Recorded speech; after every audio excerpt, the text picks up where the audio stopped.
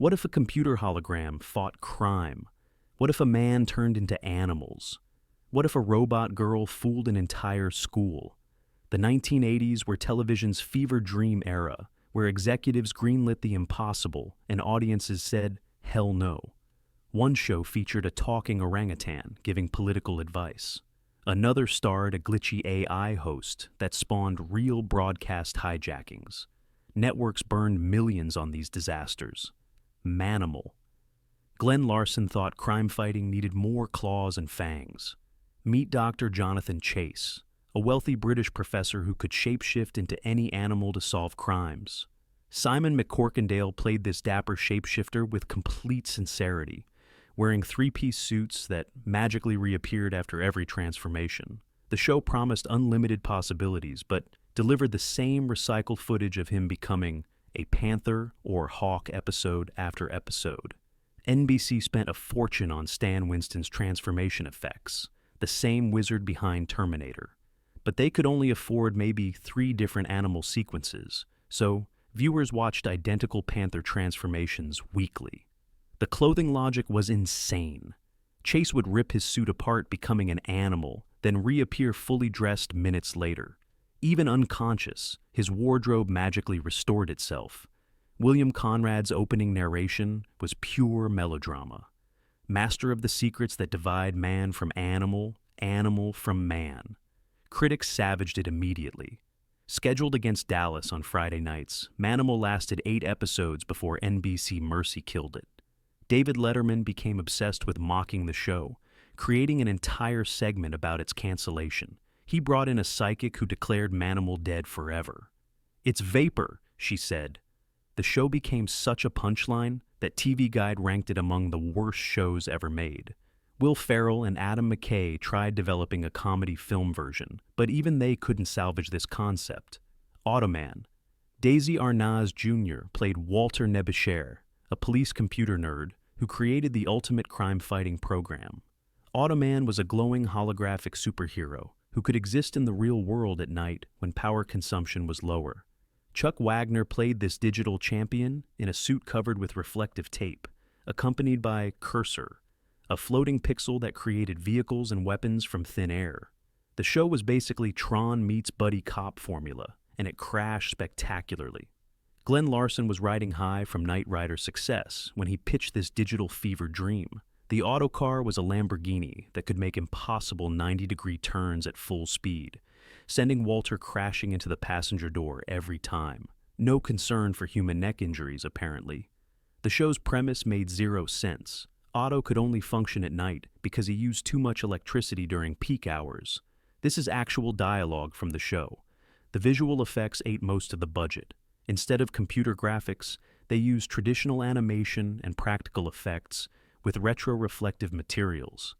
The costume used 3M sheeting that reflected nearly 100% of light, creating that digital glow. ABC put it in a brutal Monday 8 p.m. slot against Scarecrow and Mrs. King.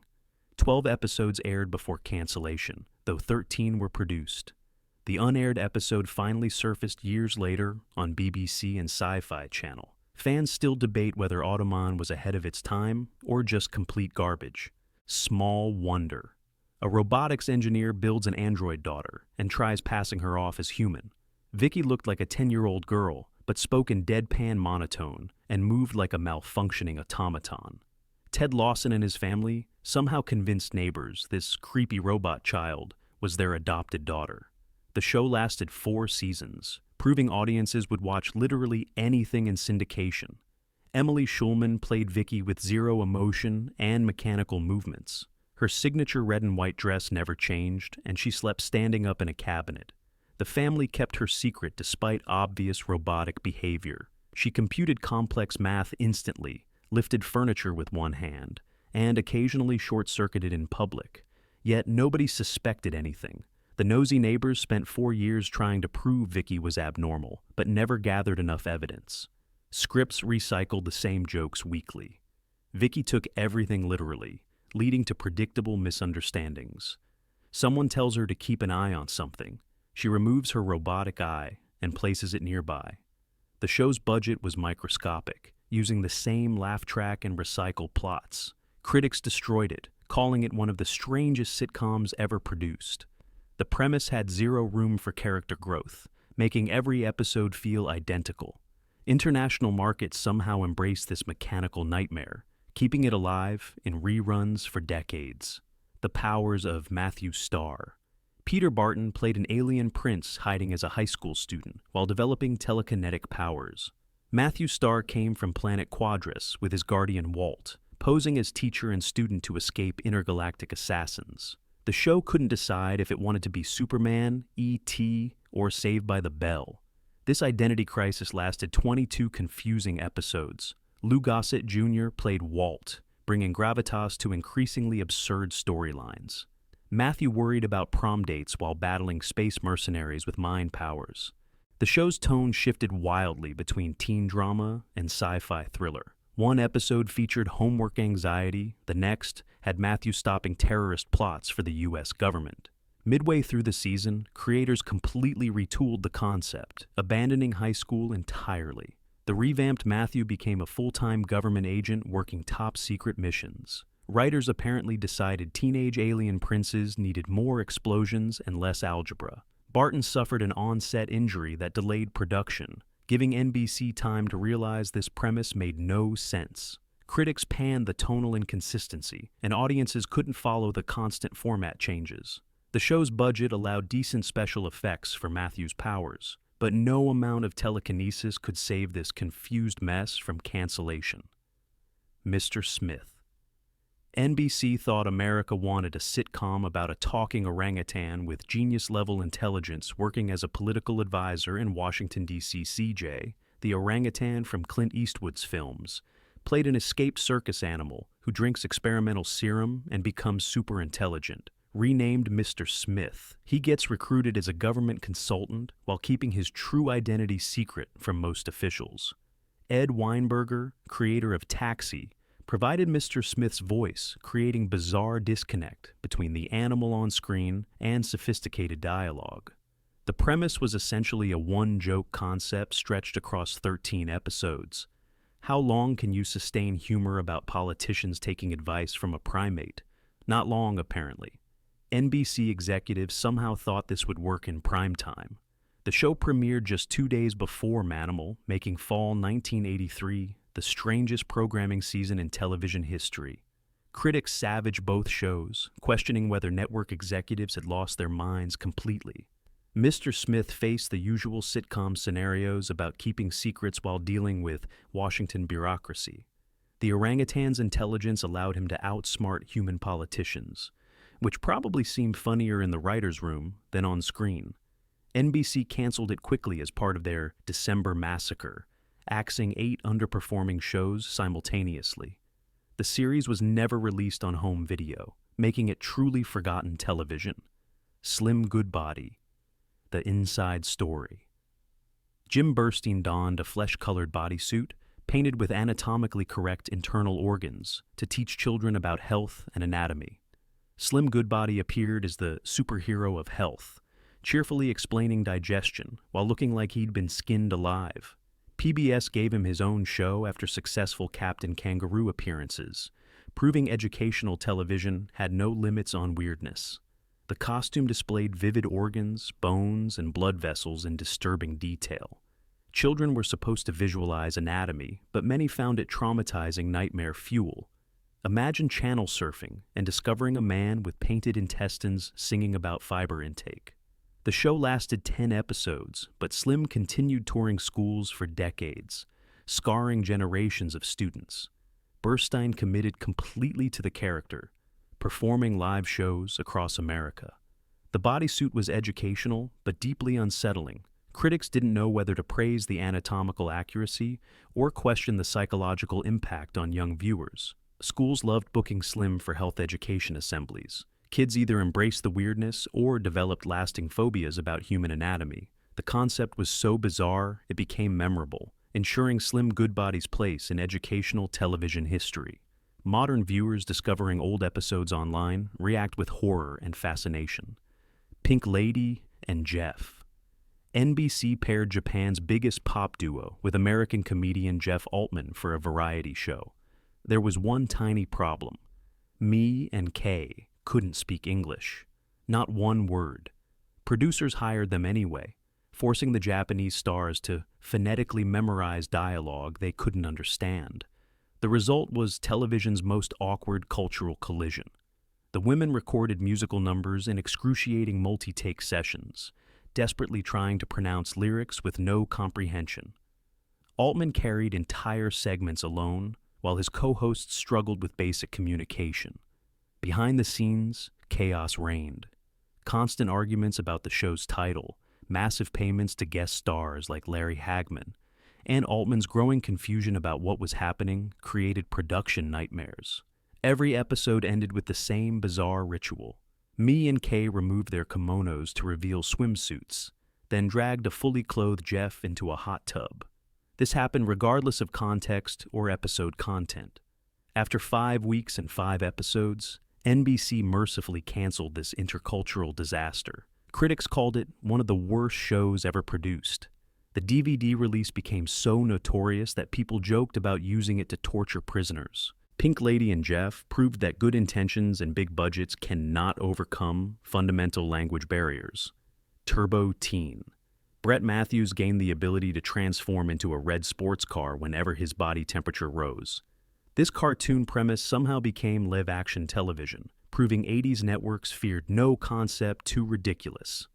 After a freak accident involving government experiments, Brett could shift between human and automobile form involuntarily.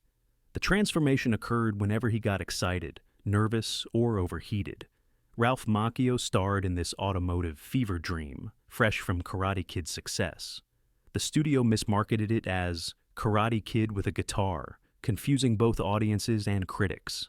Brett's friends helped him control his transformations while solving mysteries and stopping criminals.